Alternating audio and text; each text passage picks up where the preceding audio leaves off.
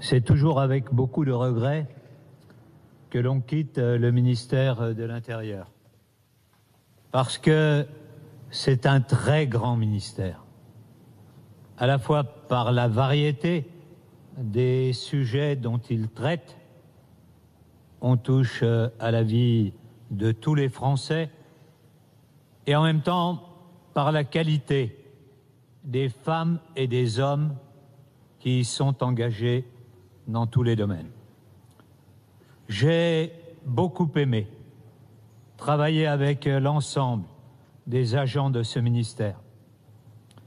Lorsque je suis arrivé, les choses n'étaient pas forcément faciles et on avait connu quelque temps avant une révolte de la police.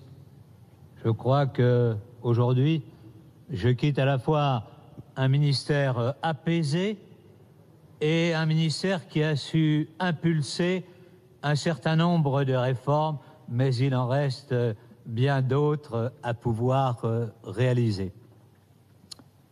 Réformes législatives, nous avons impulsé un certain nombre de lois qui sont essentielles pour le pays.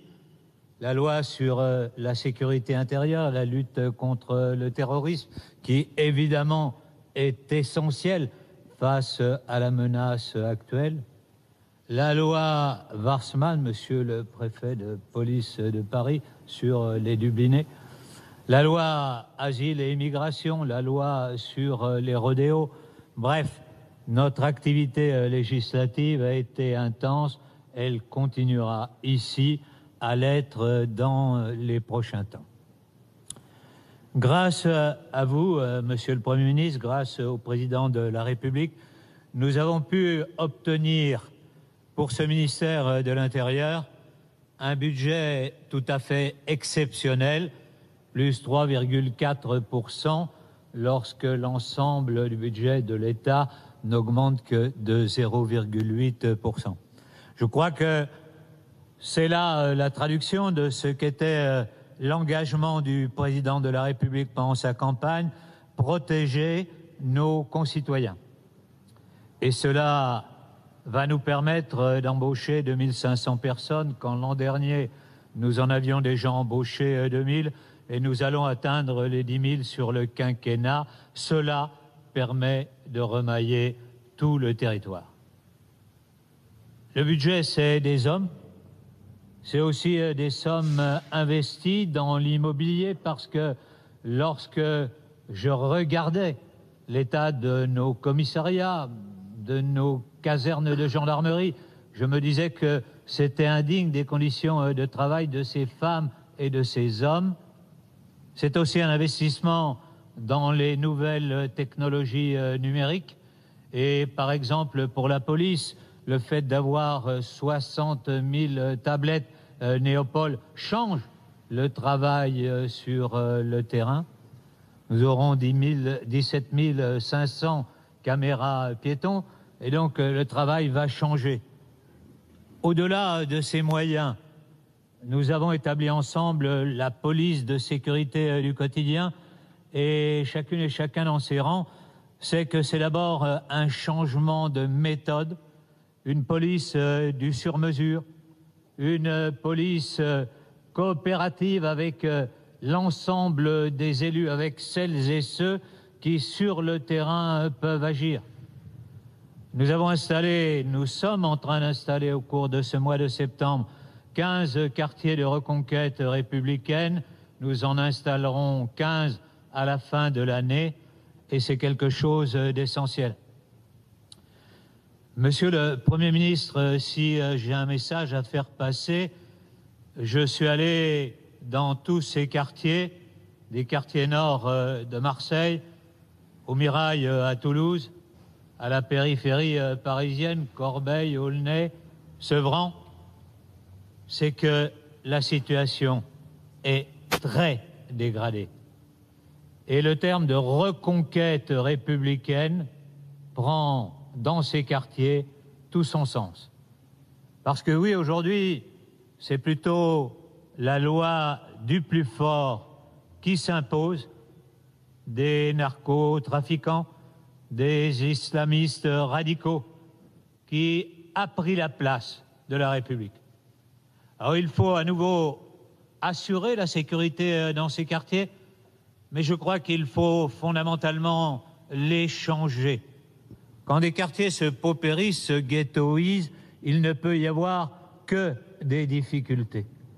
Et donc nous en avons souvent parlé avec monsieur le préfet d'Île-de-France. Je crois vraiment que dans la périphérie parisienne, on ne peut plus continuer à travailler commune par commune, qu'il faut une vision d'ensemble pour recréer de la mixité sociale. Parce qu'aujourd'hui, on vit côte à côte.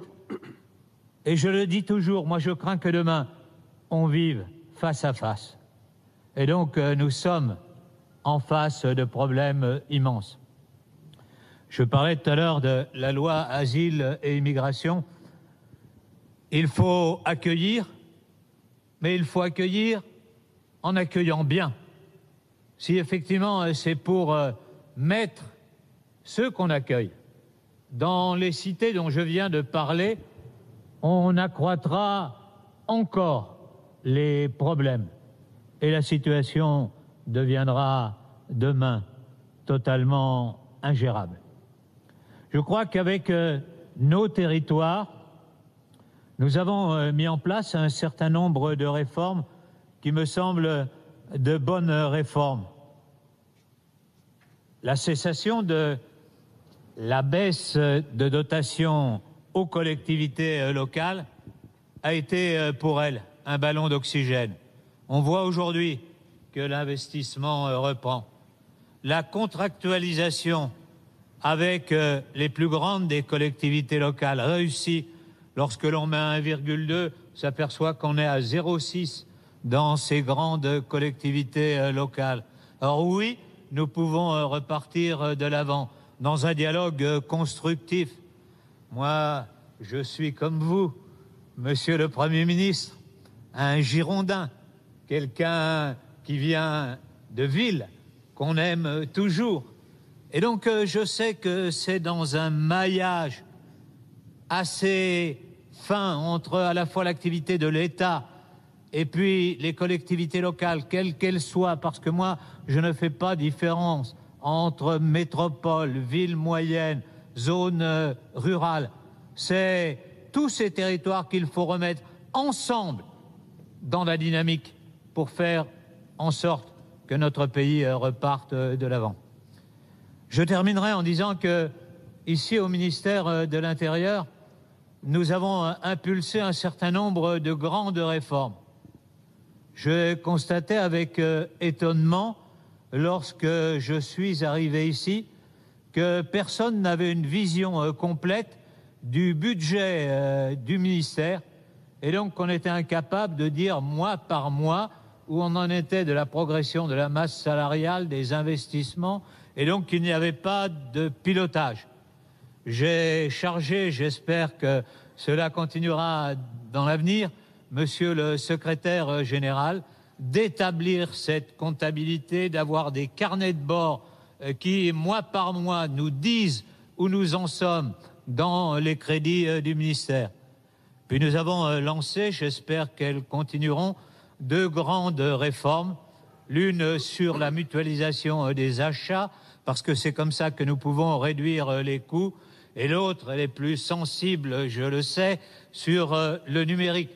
Parce qu'aujourd'hui, nous avons 3, 4, 5 directions qui travaillent sur ces sujets, qui travaillent quelquefois parallèlement, et au bout du compte, on s'aperçoit que nos systèmes ne sont pas interopérables, ce qui est évidemment extrêmement ennuyeux.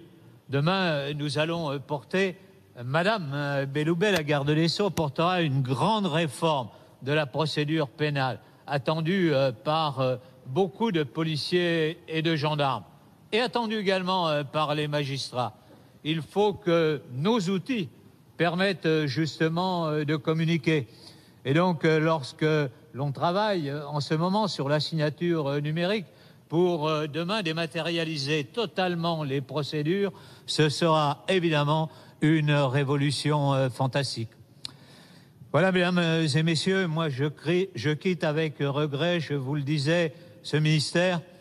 J'ai profondément aimé les femmes et les hommes qui le composent. Nous sommes ici dans un ministère de l'affectif. Les policiers, les gendarmes souhaitent pouvoir être aimés. Si on veut qu'ils remplissent des tâches difficiles, et combien sont difficiles leurs tâches, il faut qu'ils sentent que le ministre de l'Intérieur qu'ils ont à leur tête aime les femmes et les hommes qui sont dans ce ministère. Il faut qu'il aille les voir à la base, sur le terrain, pas là où c'est facile, pas là où on a tout ciré avant qu'ils n'arrivent, mais sur le vif, de manière à connaître la façon dont les uns et les autres vivent.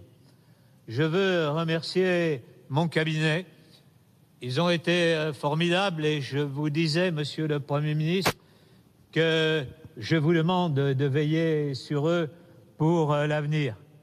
Je veux remercier mon équipe du GSMI. Comme nous avons des équipes un peu nombreuses, nous finissons par former une vraie famille. Vous voyez, cela fait 1 mois et demi que ma montre est cassée, donc je prenais l'heure sur mon téléphone portable. Enfin, j'avais essayé de regarder l'heure précise hier sur le téléphone portable, mais ils m'ont offert une montre, celle du GSMI, gravée à mon nom. Voilà, c'est ça, la police, la gendarmerie, le ministère de l'Intérieur, une convergence entre les femmes et les hommes qui le composent, à quelque niveau qu'ils soient. Je veux dire, enfin, j'en terminerai par là, que nous avons des grands directeurs, des grands préfets, et qu'ils connaissent par cœur leur territoire. Ils assurent la présence de l'État dans tous ces territoires, qu'ils ont un sens du service public absolument extraordinaire, qu'ils ne comptent pas leurs heures. Et nous avons la chance d'avoir cette organisation de l'État dans notre pays. Je connais d'autres pays où cela fonctionne moins bien. Oui, ici, grâce à eux, grâce à vous tous, il y a une continuité de l'État. Et on l'a vu encore ce matin, le ministre allait démissionner. Cela n'a pas empêché les policiers d'arrêter Redouane Faïd. Et donc, voilà, c'est la continuité de l'action de l'État. Merci à chacune et à chacun d'entre vous. Il restera toujours une petite part de vous dans mon cœur.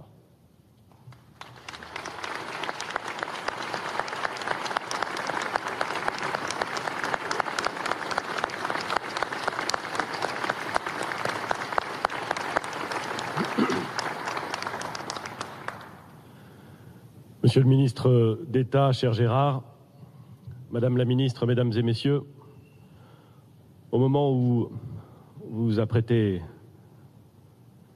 Monsieur le ministre d'État, à quitter ce que l'on appelle ici souvent la place Beauvau, voire Beauvau, je veux d'abord vous remercier des 16 mois de travail que nous avons passé ensemble, que vous avez passé au service des Françaises et des Français, à la tête d'un ministère exigeant, où les missions sont délicates et essentielles à la vie, à la sécurité de nos concitoyens.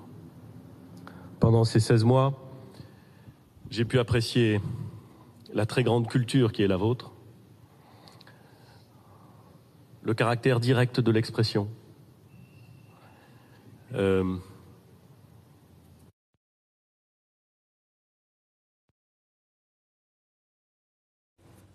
Eh bien, décidément, on parle d'improvisation depuis le début. On a quand même beaucoup de choses à dire déjà, Laurent Neumann, sur ce qui a été dit par Gérard Collomb.